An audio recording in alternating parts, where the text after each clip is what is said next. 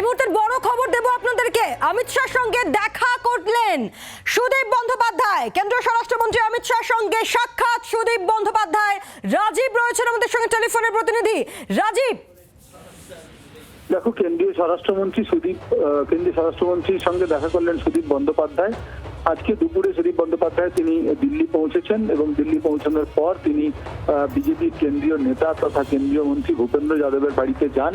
সেখানে গিয়ে বৈঠক করেন এবং তারপরই ভূপেন্দ্র যাদবকে সঙ্গে নিয়ে তিনি কেন্দ্রীয় স্বরাষ্ট্রমন্ত্রী অমিত শাহর সঙ্গে দেখা করেছেন। মূলত সংসদে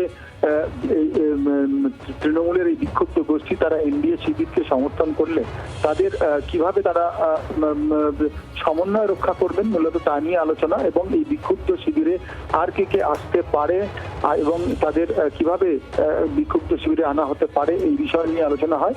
এবং আমরা যেটা প্রথম থেকেই বলে আসছি, সুদীপ বন্দ্যোপাধ্যায় এই বিক্ষুব্ধ শিবিরে নাম লেখানোর ফলে বিক্ষুব্ধ শিবিরের নেতা কে হবেন এই সমস্যার সমাধান হলো।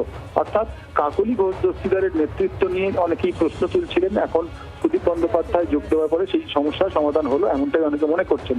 সেক্ষেত্রে কেন্দ্রীয় স্বরাষ্ট্রমন্ত্রীর সঙ্গে অমিত শাহের সঙ্গে দেখা করা অত্যন্ত গুরুত্বপূর্ণ এবং তার বিশেষ তাৎপর্য রয়েছে। তার কারণ আগামী কাল তারা নৈশভোজে মিট করার পর তৃণমূল সাংসদরা, বিক্ষুব্ধ সাংসদরা তারা সোমবার লোকসভার স্পিকার ওম বিড়লার কাছে যাবেন।